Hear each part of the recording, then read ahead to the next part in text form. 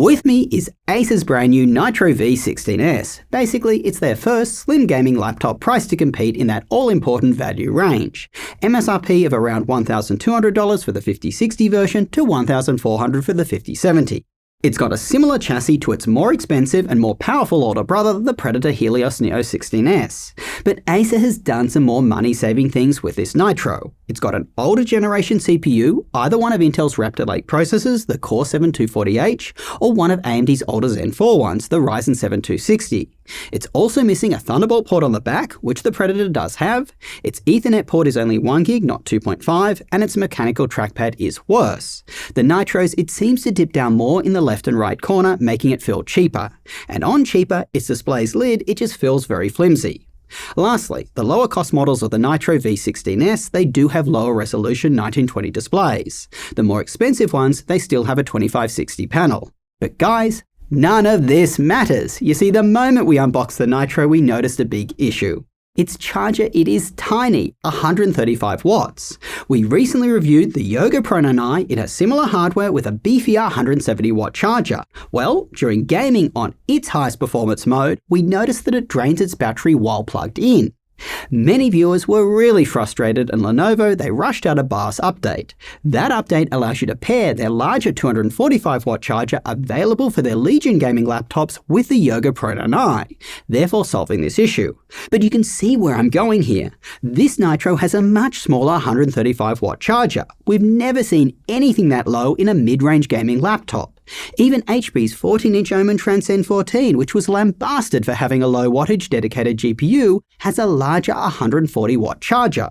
This Nitro feeds its dedicated GPU more wattage than the Omen Transcend, 85 watts versus 75, yet it has a smaller charger. The math, it just doesn't add up for the Nitro, especially when you consider that both the Yoga Pro 9i and the Omen Transcend use one of Intel's latest Arrow Lake H CPUs. These are much more power efficient than the older Raptor Lake processors in our Nitro V16S. So clearly alarm bells were ringing. Our lead tester Seth put together a couple of graphs to demonstrate how bad this issue is. Over 2 runs of the Forza Horizon 5 benchmark, which takes around 3 minutes in total, this laptop drains over 1% of its battery. That's when it's on its highest performance mode called Turbo. Said another way, if you plugged in the Nitro to the wall, gamed for 5 hours, it would probably just switch off as its battery would be completely drained, or its performance would have to be significantly throttled. If you switch down to its performance mode, which feeds its CPU 10 watts less during gaming, the battery it still drains, but not nearly as much. Now, this may not sound that bad, but Forza, it's really not the most demanding game in 2025. So let's take a look at Monster Hunter Wilds, the benchmark. That takes around 6 minutes to run. Here the Nitro drains more than 2% of its battery when plugged into the wall, a little more than Forza. If you extrapolate this out after 4 hours or so of gaming, your laptop is done. Now, this might not sound like this laptop is a complete no-go. How often do you play games consistently for 4 to 5 hours? Probably not a lot. But as you know, the more you drain and recharge these lithium-ion batteries, the less charge they hold. So in the future, that max gaming session could go down to say 2 to 3 hours. And degrading your battery will affect your laptop outside of gaming.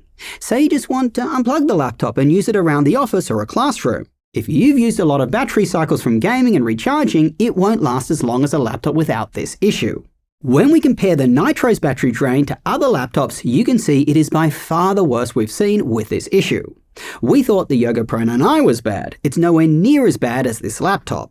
By the way, keep in mind the following with our graphs. We didn't start each test when the laptop was fully charged. That's why you see some different starting points. Also, the y-axis, it doesn't go right down to 0. So the slope of the line looks worse than if it did. But keep in mind, these tests are really short, between 3 and 6 minutes. So the same applies to the x-axis. If we ran the test for longer, you'd see the line go down even if the y-axis went right down to 0. Now, Acer. They're great partners and they do produce some of the best gaming laptops. So we of course reached out to them and they said that they're looking into this. But to get ahead of a potential solution, we tried the Predator's much larger 230 watt charger with this Nitro. The Nitro, it didn't draw any additional power. My guess is similar to the Yoga Pro 9i, Acer needs to release a BIOS update to enable higher wattage chargers. This is a little unfortunate. Look, Our goal here is to help you find the best laptop for your specific use case. In the case of this laptop, the Nitro V16S, I just can't see a lot of people watching a full review and going, hey, I want to buy this laptop, even with its battery drain issue. So in a situation like this, I think it makes more sense to just abandon this review. Post a link to our test results below, which I've done, and suggest alternate laptop recommendations, which I'm about to do. We can then invest the time that we would have spent finishing this review on getting you a review of the next laptop even faster. If Acer fixes the issue, we can always come back to this laptop with the rest of the review. Guys, this is the first time we've taken this approach and just abandoned a review, and I'd like to know from you, what do you think? Do you think it's still worth to do a full review of a laptop like this with such a gating issue? When it comes to what you should buy if you are shopping for a laptop like the Nitro V16S, everyone here thinks that the Legion 5 or 5i is just the way to go. It is Lenovo's 15-inch mid-range gaming laptop, and guys, it is amazing. As you've probably seen in our graphs, the Legion 5i, it doesn't drain its battery while plugged in. It feeds its GPU more power, it has a more modern and more powerful CPU, it has a stunning OLED display, Lenovo's amazingly comfortable keyboard, and it's built really well. We have a full review coming out on the Legion 5 with AMD that is, and the 5i with Intel, which we can now move faster on because we're abandoning this review. So get subscribed for that with the notification bell on. If you instead want a 16-inch laptop at this price point that competes more head-to-head with the Nitro V, we feel that the Gigabyte Aero X16 just gives you more. It feeds its GPU the same 85 watts as the Nitro, but its battery drain is nowhere near as bad. That's because it comes with a larger 150-watt charger, and it has a much more power-efficient current-gen AMD Zen 5 CPU. It even lasts longer than the Nitro on battery. All SKUs of the Aero that we've seen do have a high resolution display too, not just the top ones. Even its trackpad feels better. Its build quality though is still pretty mid like the Nitros. In fact, its main issue is that its keyboard deck does have a lot of give to it, so the typing experience it feels mushy. Also, its ports are really far forward and may get in your way. It's especially bad if you're a left-hander as the power cord it sticks right out. Anyway, I've done a full review of that laptop which I will link below. If you want more specific recommendations, then definitely check out our website bestlaptop.deals. We show you the pros and cons of each laptop that we've reviewed, we show you who we think it's ideal for, we call out when its price makes it a good or great deal, we even have custom price drop notifications that you can set by clicking the bell icon. We've really tried to build a hub for laptop buying, and I hope you enjoy using it. I must say, it's been a bit of a rough year for Acer so far. Their gaming laptops are hitting the market way late. Their Predator Helios Neo 16S, which is a really good gaming laptop, also has a pretty big issue. It can't lower its screen's refresh rate down to 60Hz, so its battery life sucks. At least that issue does seem to be resolved with this Nitro. That being said, we only have the lower resolution display one in and haven't tested the high resolution panel.